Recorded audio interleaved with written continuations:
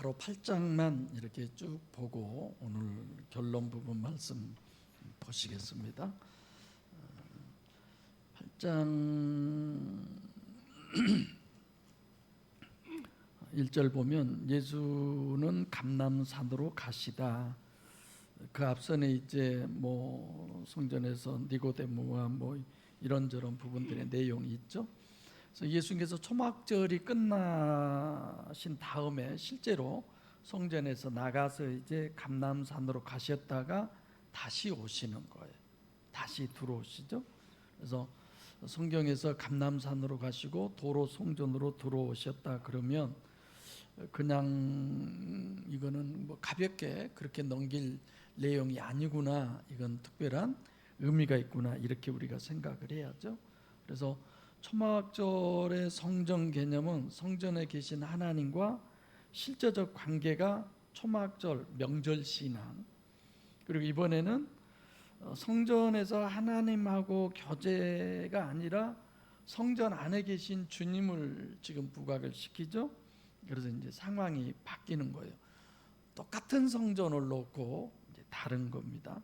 그래서 1, 2절은 감람산으로 가셨다는 부분은 이제 끝장을 낸 거죠. 그래서 감람산 얘기는 기름, 그래서 다시 들어오시는 거예요, 성전으로.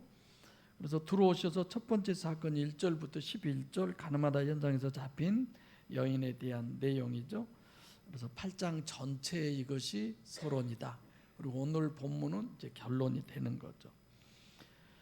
이 부분이 참 중요합니다. 왜냐하면 우리가 이제 누가 봐도 이건 자범죄다 이렇게 볼 수 있잖아요. 근데 원죄론을 우리가 정립하면서 원죄와 정반대의 자범죄를 최악의 상태로 이제 전제해서 우리에게 얘기하는 거죠. 그러니까 죽을 수밖에 없는 최악의 죄를 가지고 원죄로 설명을 해. 원죄를 설명해 주는 거예요. 간음죄를 지으면 성경에 뭐라고 그랬어요? 돌로 쳐 죽이라고 그랬죠. 죽는 거예요. 그 죄를 가지고 진짜 영원히 죽는 무슨 죄를 얘기한다고요? 무슨 죄? 원죄를 얘기하는 거예요. 이해되죠? 충분히. 그래서 예수님은 이제 뭘 얘기하느냐? 나도 너를 정죄하지 않는다. 다시 말하면 내가 자범죄를 짓는 그것을 정죄하려고 온 것이 아니다. 예수님이 하는 내용이 그런 내용이에요.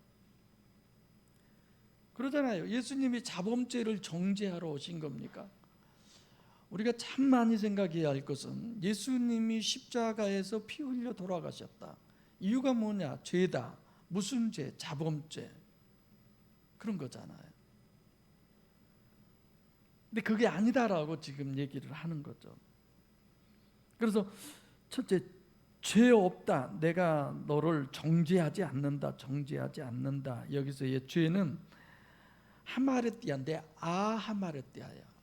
노모스 앞에 아가 붙으면 부정이라고 그랬죠. 아노모스. 그러니까 이런 부분의 설교는, 그래서 우리가 다 이제 진작 그런 특별한 원어는 이렇게 정리를 한 거죠. 노모스가 율법을 잘 지킨 거예요. 불법을 행하는 자들아, 마태복음 7장에 그 불법이 뭐예요? 아노모스예요. 법을 행하긴 행했어요. 그런데 하나님이 원하는 법을 행한 게 아닌 거죠. 그래서 거기에서 예수님은 그 많은 사람들에게 원죄 없는 사람은 돌로 치라, 그런 얘기죠. 그러니까 한 사람 한 사람 다 돌을 놓고 갔다. 이것이 8장의 서론이에요. 이런 부분을 보면서 맞아, 예수님은 정말 하나님 맞아, 전능하신 분이야. 그래서 주님의 역사로 사람들이 원죄를 깨닫고 내가 죄인이구나, 이런 거죠. 7절에 저희가 묻기를 마지 아니하는지라 이에 일어나 가라사대 너희 중에 죄 없는 자는 먼저 돌로 치라 하시고 그 죄 없는 자가 여기서 아하마르띠아다, 단수다, 그런 거죠. 지금 8장을 계속 보겠습니다. 11절은 대답하되 주여 없나이다. 예수께서 가라사대 나도 너를 정죄하지 아니하노니 가서 다시는 죄를 범하지 말라 그런 거죠. 번역상에는 다시 죄를 범하지 말라 그 말은 요한복음 5장 14절에 더 심한 것이 생기지 않도록 다시는 죄를 범하지 말라. 똑같은 번역을 해놓은 거예요. 번역하는 사람이. 누가 봐도 이거는 자범죄라고 우리가 생각할 수 있잖아요. 네가 간음하다 했는데 내가 용서했으니까 가서 다시는 간음죄를 짓지 마라. 이렇게 해석하도록 번역이 돼 있어요. 근데 원어 자체는 그게 아니에요. 죄 상태를 더 이상 끌고 가지 말아라. 새로운 죄를 짓지 말라 이런 얘기가 아니라 지금 네가 가지고 있는 그 죄의 상태를 계속 유지하고 있지 말아라 그런 내용이죠. 38년 된 누가복음 5장 부분의 내용이 그런 거잖아요. 38년 동안 무슨 죄를 져서 38년 동안 병중에 있었어요. 근데 다시는 죄를 범하지 말아라. 그러면 그 죄는 또 어떤 죄일까요? 그러니까 이런 부분을 우리가 이렇게 모르지만 원어 찾아서 보고 또 문맥으로 보고 이렇게 이해를 해갈 수 있어야 돼요. 두 번째 이때 죄는 이제 단수예요. 하마르띠아가 복수잖아요. 실질적으로 복수 모든. 근데 아하마르띠아 이런 거죠. 그래서 계속 원죄 상태를 더 이상 계속하지 말아라. 그 말은 그냥 죄만 짓지 말아라가 아니라 뭐예요? 성령으로 거듭나라. 그 설교는 1000번 만번 예수님이 하신 말씀도 어떤 부분이든지 보면 네가 성령으로 거듭나라. 네 심령이 하나님의 나라가 되라. 이게 구원이잖아요. 하나님은 천국에 하나님의 집을 준비해 놓고 거기서 화목한 자녀와 함께 영원히 함께 살려고 하는 것이 하나님의 목적이에요. 그 목적을 우리가 너무나도 잘 알고 있어요. 누구보다도 어떤 교회보다도 잘 알고 있어요. 그러면 그 목적에 방해되고 회방되는 것을 내가 육체 우선이어서 끊고 자르고 하지는 못하지만 목적은 알잖아요. 그것을 늘 향하여 마음이, 그래서 예수님도 율법사에게 이를 행하라 그리하면 내가 살리라 그러잖아요. 그것이 하나님의 뜻이고 우리들이기 때문에 거기에 어떤 인간관계도 어떤 물질 문제도 어떤 사람의 말도 안 들리는 거죠. 안 되는 거고. 그게 설교 때도 얘기했지만 베드로가 내가 말씀에 의지하여 그물을 내리리이다. 밤새 했지만 또 한다면 더 미친 짓이죠. 그런데도 말씀에 의지하여 그 모든 것들을 무시하고 부인하고 자기의 경험이나 체험이나 그 평생을 답습해왔던 그것들을 무시할 수 있는 게 뭐냐? 레마가 있다는 거예요. 하나님의 말씀. 할렐루야. 우리도 그럴 수 있어야 돼. 내가 몇 년을 신앙생활했는데 내가 얼마나 많이 그런 것이 다 순간에 다 우리들에게서는 허물어져야 돼. 두 번째 이 죄는 단수. 그러니까 요한복음 5장 14절이나 지금 오늘 보면 8장 12절은 똑같은 내용이에요. 하나님이 정죄하시는 것은 절대로 자범죄는 아닙니다. 만약에 자범죄를 정죄한다면 우리가 하나님 믿을 필요가 없어요. 왜냐? 왜 우리를 완벽하게 만들어 놓지 않고 죄 짓게 만들었냐 이거예요. 모든 사람이 죄를 범하였으면 하나님의 영광에 이르지 못한다. 로마서 3장 12절. 의인은 없나니 하나도 없다. 선을 행하려고 하는 사람도 없다. 원래 하나님이 그렇게 만들었잖아요. 우리를 육체 우선으로 죄 지을 수밖에 없는 상태로. 그래서 사도 바울 같은 사람이 그런 고백을 하게 되고, 그래서 지옥 보낸다. 그럼 이게 구원이 있다는 겁니까? 하나님이 존재한다는 겁니까? 아니잖아요. 구원은 더 이상 원죄를 지속하지 말라는 유일신의 구원은 원죄예요. 그래서 1절과 2절에 성전에 들어오셔서 20절에 계속 성전에 지금 계신 거예요. 그리고 59절에 성전에서 나가신 거예요. 아담의 심령 안에서 주님이 나가신, 하나님이 나가신. 그래서 요한복음 8장은 죄라는 단어가 8번 나오죠. 8장에 7절에 한 번, 11절에 한 번, 7절에는 아하마르띠아로 한 번 나오고 22절 다시 이르되 내가 가리니 너희가 나를 찾다가 너희 죄 가운데서 죽겠고, 자범죄가 아니죠. 단수 아하마르띠아. 24절 이러므로 내가 너희에게 말하기를 너희가 너희 죄 가운데서 죽으리라 했노라. 너희가 만일 내가 그인 줄 믿지 아니하면 너희 죄 가운데 죽으리라. 두 번 다 복수. 여기서 왜 복수냐? 원죄 때문에 이제 자범죄는 당연히 죽게 되는 거죠. 로마서 5장 12절에 보면 한 사람이 죄를 범했다. 단수예요. 원죄예요. 이게 아담이 지은 그 한 사람의 죄가 자범죄겠습니까? 당연히 원죄죠. 모든 사람이 죄를 범했다. 역시 여기도 단수죠. 원죄죠. 원죄죠. 그래서 우리가 지옥 가는 것은 너희 죄 가운데 죽는다는 얘기는 죽음은 언제만 체험한다고 그랬어요?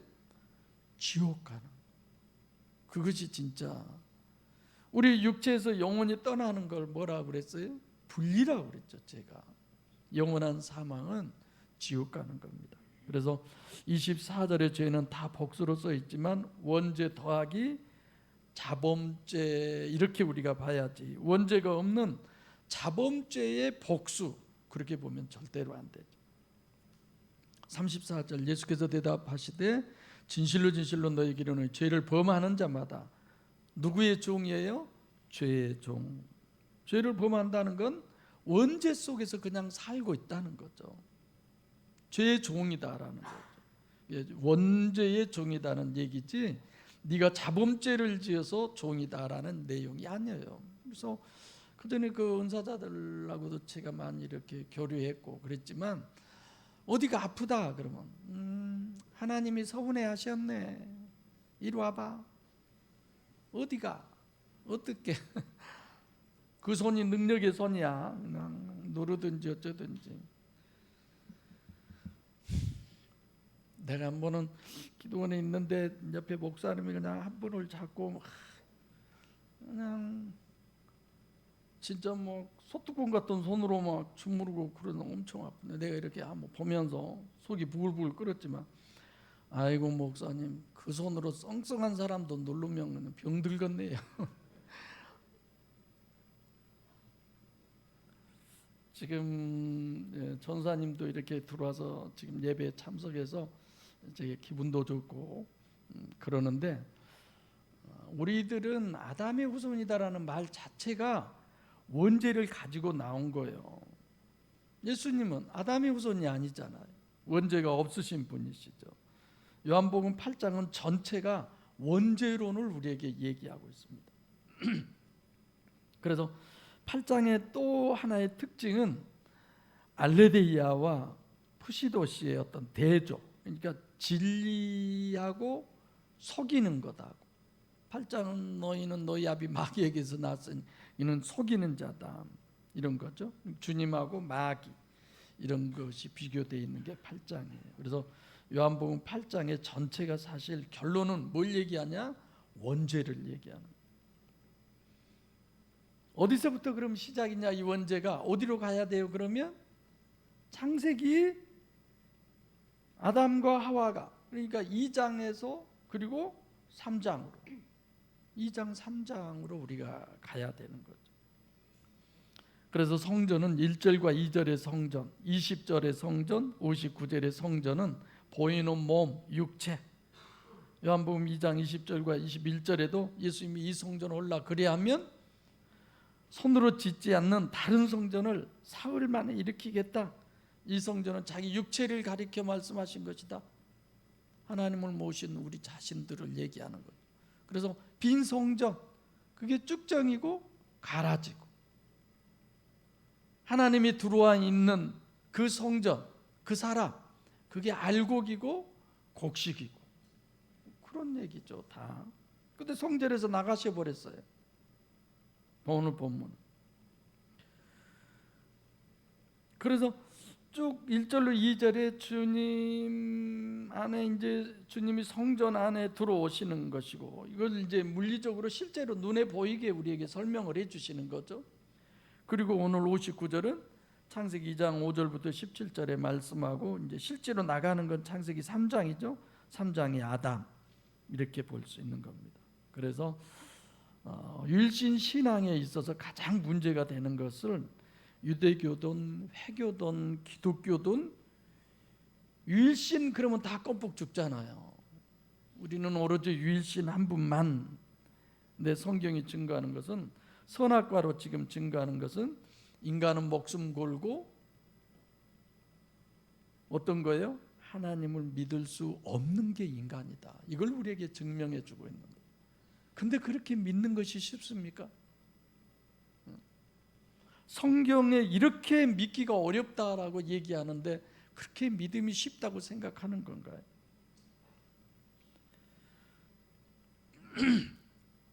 불가능하죠. 그래서 성경은 불신앙을 기록해 놓은 것이 성경이에요. 아담부터 전부 다 하나님에 대한 불신앙이잖아요. 이걸 보고 너희들은 참 신앙을 가져라, 늘 이 얘기를 하는 거예요. 어제 뉴스에도 보니까 그냥 터키라고 합시다. 터키인데 터키하고 스웨덴인가 이런 쪽하고 서로 국가 간의 분쟁이 있는데, 스웨덴 쪽에서 코란을 태웠어요. 그걸 가지고 터키에서 엄청 서로 안 좋게. 터키가 어디예요? 이제 성지순례 우리 한번 가볼까요? 거기가 사도 바울이 1차, 2차, 3차인가요? 전도해서 그쪽에 교회를 다 세우고 그런 곳이에요. 근데 왜 저렇게 변해버렸어요? 회교도 됐잖아요.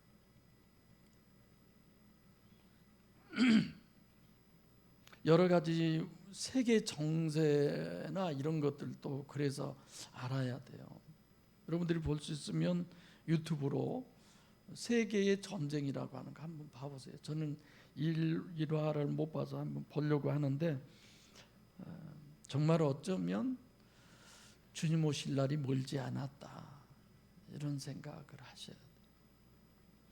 제가 수년 전에 한 20, 30년 전에 어느 목사님이 쓴 정신 차리십시오, 정신 차리고 삽시다 라고 하는 작은 책을 읽고 엄청 은혜를 많이 받은 거예요. 그래서 그 목사님의 목요 성경 공부에 참여를 했고, 목요 성경 공부에 여기서 서울까지, 우리 교인들은 잘 모르죠. 내가 얼마나 열심인 줄 아세요? 배우려고 하는 건 열심히 특심이죠. 내가 목요 찬양 집회, 목요 강해, 로마서 강해 이런 거 다 들었죠.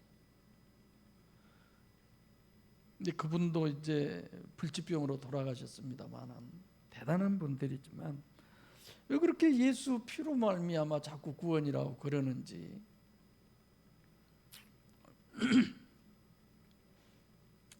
자, 그래서 우리 믿는 우리 기독교인들이 왜 이렇게 믿는다고 확신을 하는가? 그 믿음이 어떤 믿음일까? 제가 내린 결론은 관념적 믿음이에요. 실제는 아니다. 우리가 그런 우스갯스러운 얘기가 있잖아요. 한 번은 주일 저녁 예배를 드리고 이제 오는데, 시골대는 마을마다 교회가 있는 게 아니잖아요. 오는데 자기 마을에 불이 났어요. 그래서 누구 집에 불났나 하면서 막 바쁜 거로 가까이 왔는데, 글쎄 이게 나이 드신 집사님이 털썩 주저앉으면서 그냥 남이아미타불 관세음보살 그랬다. 원래 절에 다니셨던 분인데. 저도 늘 저희 어머니 얘기하지만, 어머니가 늘 그랬어요. 술 한 잔씩 이렇게 드시고 나면 한 말 또 하고 막 그러시잖아요. 엄마를 막 꽉 쥐어 잡잖아요. 내가 뭐라고 하다 어머니가 주여 좀 하지 말라니까. 왜 술 먹고 주여해? 그러고 어머니한테 큰 소리 치고. 관념적인 신앙. 그러니까 실제 믿는 사람보다 자기 자신도 또 제3자가 봤을 때도 더 잘 믿는 것 같지만 그런 게 문제예요. 여러분, 저는 홀로 신앙생활을 많이 했잖아요. 나 혼자. 여러분들은 함께들 이렇게 신앙생활 하시잖아요. 저는 저 혼자예요. 나를 여러분들 별로 생각하지 않잖아요. 그러니까 오늘 또 뭐 눈 뜬 지게 일찍 눈 떴는데 누워서 생각을 하는 거예요. 누워서 이 생각 저 생각, 오늘 설교에 대한 생각, 성도들에 대한 생각, 그리고 하나님과 나와 관계의 생각. 항상 변명이 있죠. 내게도 하나님 아시잖아요. 그러니까 내 안에 오셔서 하시라니까요. 왜 안 오세요? 이런 거죠. 이거는 내가 분리했을 때 변명하는. 예. 여러분들이나 저나 늘 내가 정말 실제적 신앙생활을 하고 있는지 관념적 신앙생활을 하고 있는지. 그래서 올해는 여러분들도 저도 엄청 실제적 신앙인으로 변할 줄로 믿습니다. 기대가 돼요. 제가. 그래서 하나님의 면전에서 항상 코람데고라고 그러죠. 하나님 앞에서 늘 그걸 늘 여러분 기도하시기 바랍니다. 그래서 실제 신앙은 좀 나대는 게 아니에요. 나대는 게. 실제 신앙은 그저 묵묵히 주님 이거밖에 없을 것 같아요. 주님 이런 거. 그래서 관념적 신앙은 자꾸만 대단해 보이고 늘 뭔가가 겉으로 드러나고 막 소리도 많고, 실제적 신앙은 누구만이에요? 하나님만 하십니다. 그래서 순교자가 되는 거고, 순교자 되는다고 대서특필하게 광고하고 그런 사람들이 누가 있습니까? 정말 은밀하게 아무도, 하나님 한 분만, 이런 거죠. 그래서 이런 8장을 보면서 이 사람들이 누구예요? 지금 유대인이죠. 유대인이 누구예요? 이 세계에서 하나님을 제일 잘 믿는 사람들이에요. 그럼 그 사람들이 지금 예수님을 돌로 쳐 죽이려고 그러잖아요.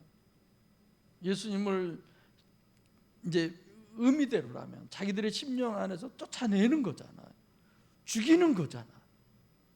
우리도 예수님 죽이는 일을 얼마나 많이 합니까? 자, 본문 보시겠습니다. 56절 시작.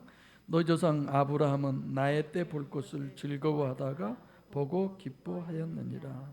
너희 조상 아브라함, 성경에서 아브라함을 어떤 인물로 취급해요? 한마디로 하나님으로 취급해요. 부자와 거지 나사로에 대해서 여러분 잘 아시죠? 아예 아브라함은 하나님으로 평가. 그리고 하나님께서 아브라함을 누구라고 한 줄 아세요?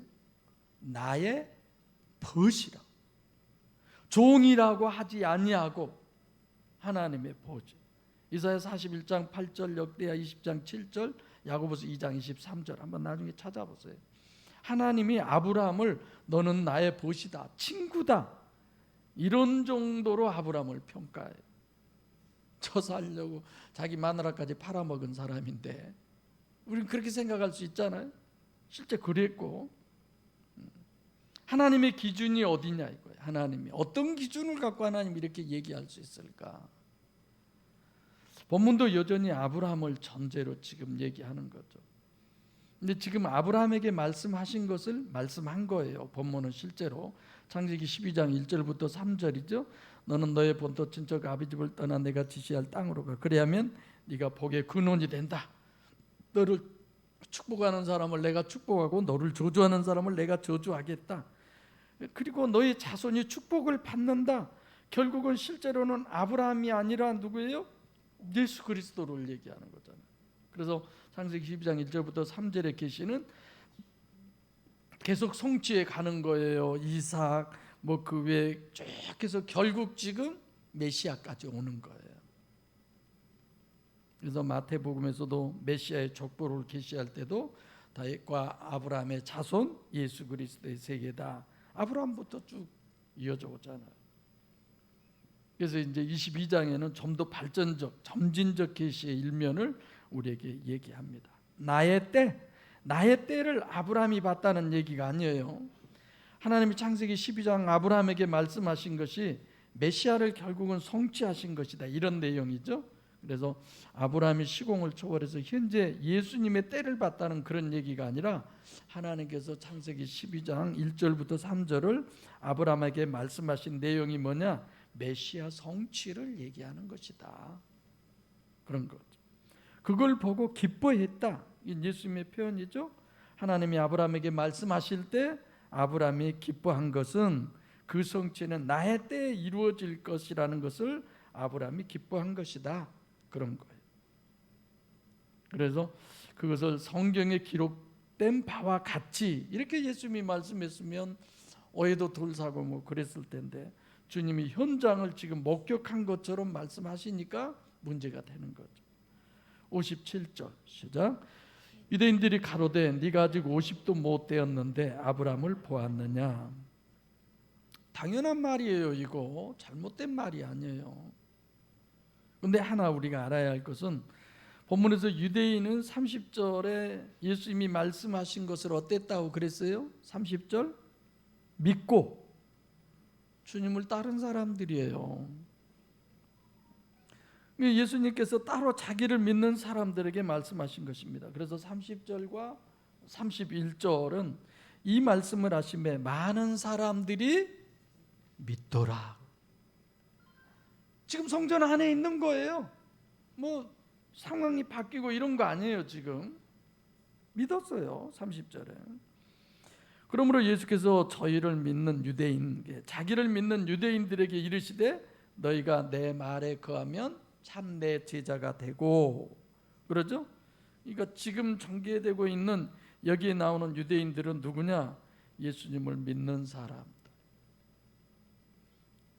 전혀 안 믿어서 죽이려고 그런 사람이 아니었어요. 지금 이 사람들이.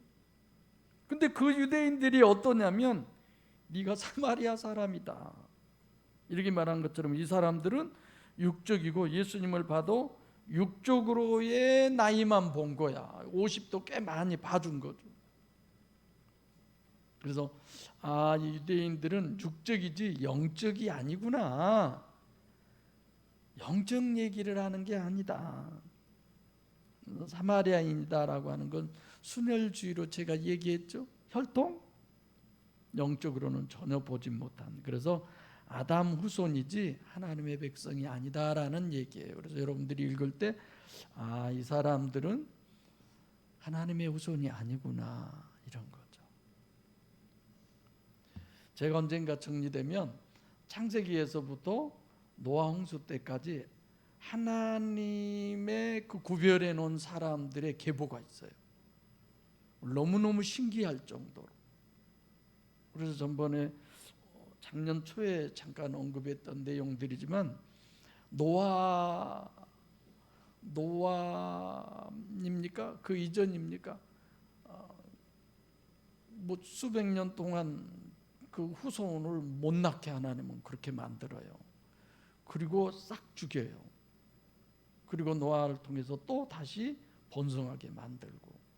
그러니까 하나님이 택한 그 계보의 사람들은 전혀 노아 홍수에 의해서 죽지 않게,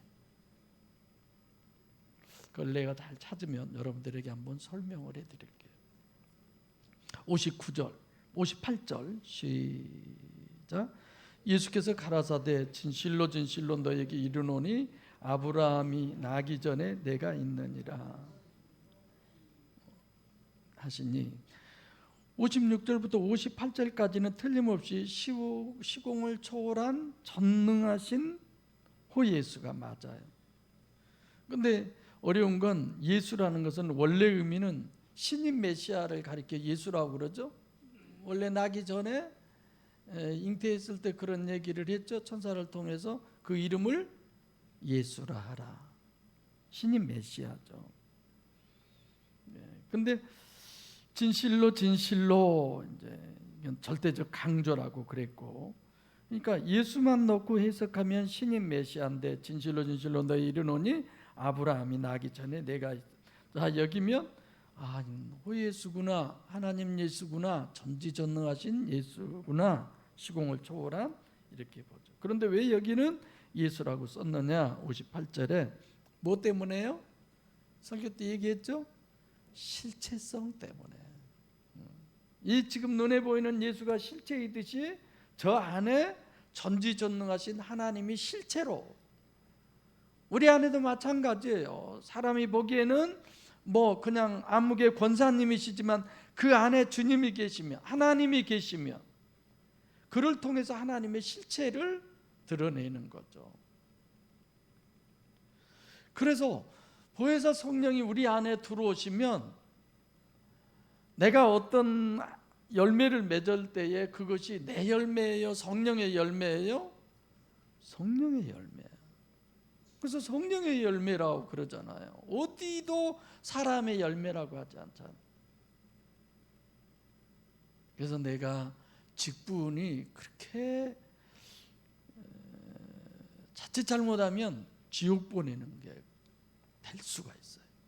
왜냐하면 장로의 열매를 맺으려고 그러고 목사의 열매를 맺으려고 그러고 권사의 열매를 맺으려고 그러고, 성경은 성령의 열매를 맺으라고 그러는데 직분이 사람을 만든다고 그러잖아요. 목사님들이 그런 말들을 많이 해요. 집사인데 그냥 권사 세우셨더니 권사 진짜 권사 직분을 잘 감당한다. 정말 큰일 날 얘기예요. 내가 들었을 때는. 근데 그걸 참 좋게 애들 평가해서, 더 말 안 해도 이해되시겠죠?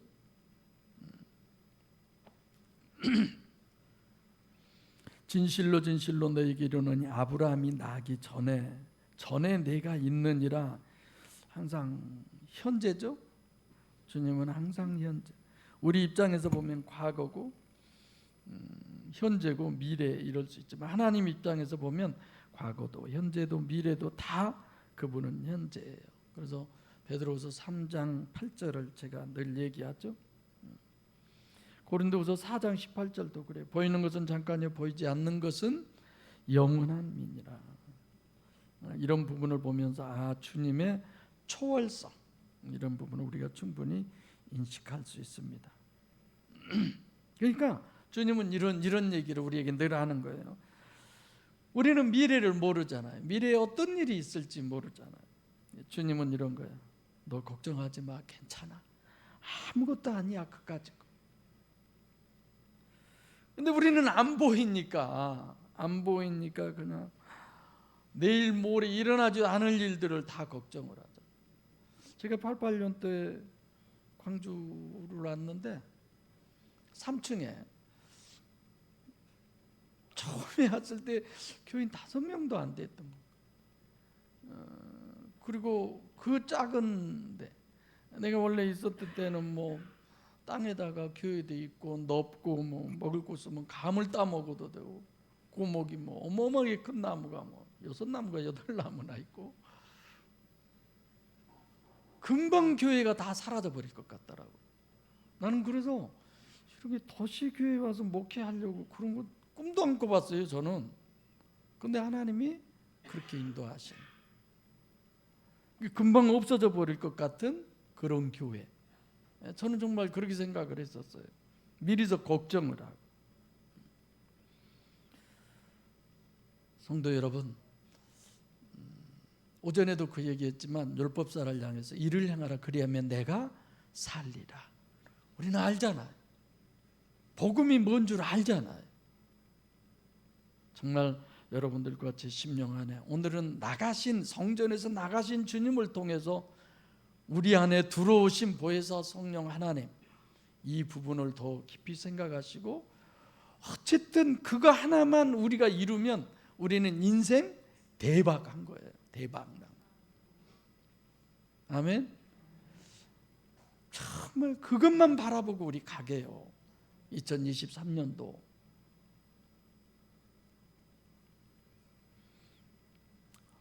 (59절) 시작. 그들이 돌을 들어 치려 하거늘 예수께서 숨어 성전에서 나가시니라.